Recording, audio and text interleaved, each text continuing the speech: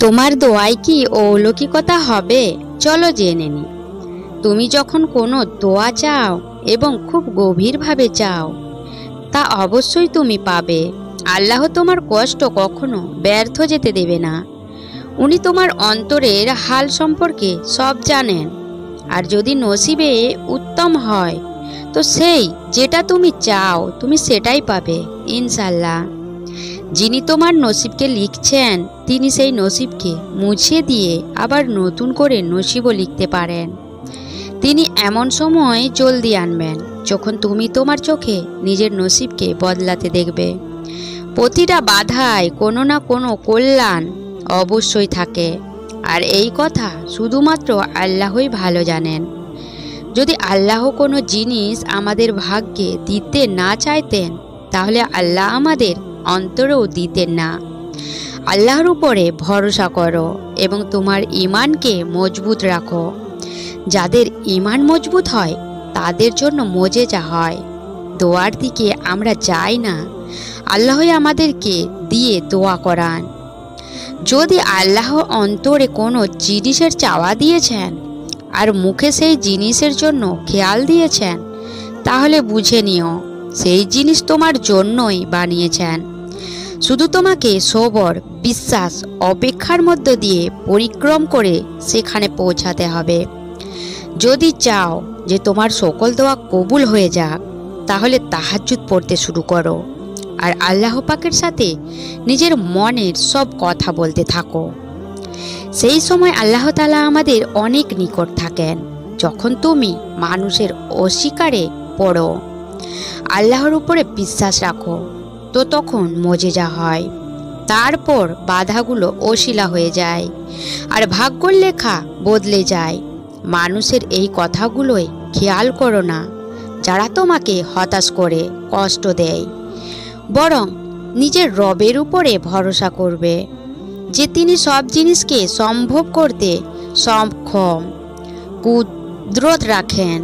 আল্লাহ যে জিনিসকে তোমার নিকটবর্তী করে দেন, সেটাতে হিকমত তালাশ করো, আর যে জিনিসকে তোমার থেকে দূর করে দেয় সেটাতেই সবর করো। নিজের এই কষ্ট পাওয়ার হৃদয়কে বুঝিয়ে নাও যে আল্লাহর ফয়সালা সব সময় অনেক সুখ শান্তি নিয়ে আসে। শুধুমাত্র তুমি সবর করো, আর তারপর তুমি আল্লাহর রহমতগুলোকে নিজের চোখে বর্ষিত হতে দেখবে। আল্লাহর সেই ফয়সালা যেটা তোমার অধীর অপেক্ষা আছে। যখন তিনি তার আরশ থেকে তোমার জন্য পাঠাবেন, তখন তার ফয়সালার সামনে যে মাথা ঝুঁকিয়ে নাও না, তো তারপর তোমার মতে হোক বা না হোক, কিন্তু আল্লাহর মর্জি মোতাবেক অবশ্যই হয়। যেই কাহিনী তাহাজ্জুদ পর্যন্ত পৌঁছে যায়, তারপর সেটা কখনো অসম্পূর্ণ থাকে না। চাওয়া থেকে নসিব পর্যন্ত যে দূরত্ব, তা শুধুমাত্র এক দোয়ার। তাহাজ্জুদে গড়িয়ে পড়া প্রতিটা অশ্রু আল্লাহর থেকে গুণ বলানোর সুপারিশ করে। কেন ভয় পাও? তুমি আল্লাহ তো আছেন, উনি তোমাকে সামলে নেবেন। সব সমস্যায় উনি তোমাকে কখনোই এমন বিপদে ফেলবেন না যেটার মোকাবিলা করতে না পারো। যদি কোনো বিপদে ফেলেন, তো আসলে তিনি তোমাকে সেটার মাধ্যমে অনেক কিছু শিক্ষা দিতে চান। আর মনে রাখো যে তিনি সব সময় তোমার সাথে আছে। তাহাজ্জুদ তো নিজেই একটা অলৌকিকতা, তাহলে কেন হবে না তার ভাগ্য মজেজা? যে তার মূল্যবান সেজদা আদায় করে এক অলৌকিকতা অন্য অলৌকিকতাকে ভাগ্য লিখে দেয়। যদি তোমার কম বয়সেই অনেক বেশি বিপদ আসে, তাহলে বুঝে নাও তোমার রব তোমাকে অনেক দিতে চলেছেন। কখনো গুনাহ করতে মন চায়, তাহলে নিজের ওই দোয়াগুলোর ব্যাপারে ভাবো, যেটার তুমি অস্থিরভাবে কবুলিয়ত চাও।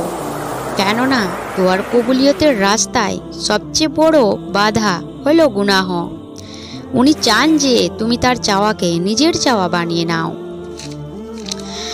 আর তারপর তোমার যেটা চাওয়া আছে না, সে সবও তুমি পেয়ে যাবে ইনশাল্লাহ।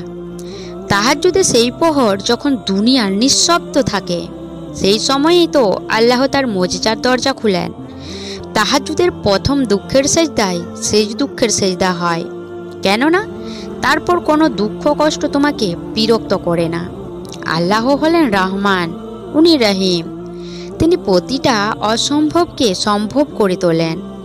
উনি শুধুমাত্র তোমাকে শুনতে চান আর তোমাকে তার নিকট করতে চান, যেন তিনি তোমার দোয়া কবুল করে তোমার জীবন খুশিতে ভরে দিতে চান।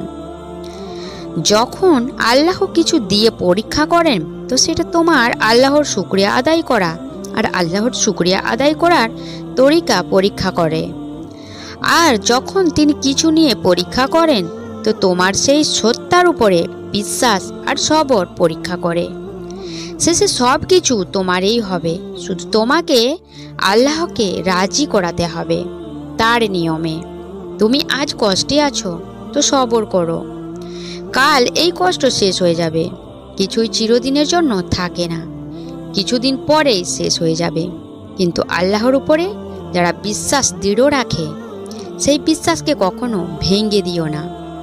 তারপর দেখে নিও মজেজা হবে, আর তোমার সকল কষ্ট দূর হয়ে যাবে, আর খুশিতে তোমার অন্তরকে ভরিয়ে দিবেন আল্লাহ সুবহানাহু ওয়া তাআলা, ইনশাল্লাহ। চ্যানেলটিতে যারা নতুন, অবশ্যই চ্যানেলটিকে সাবস্ক্রাইব করে পাশে থাকবেন। খোদা হাফেজ।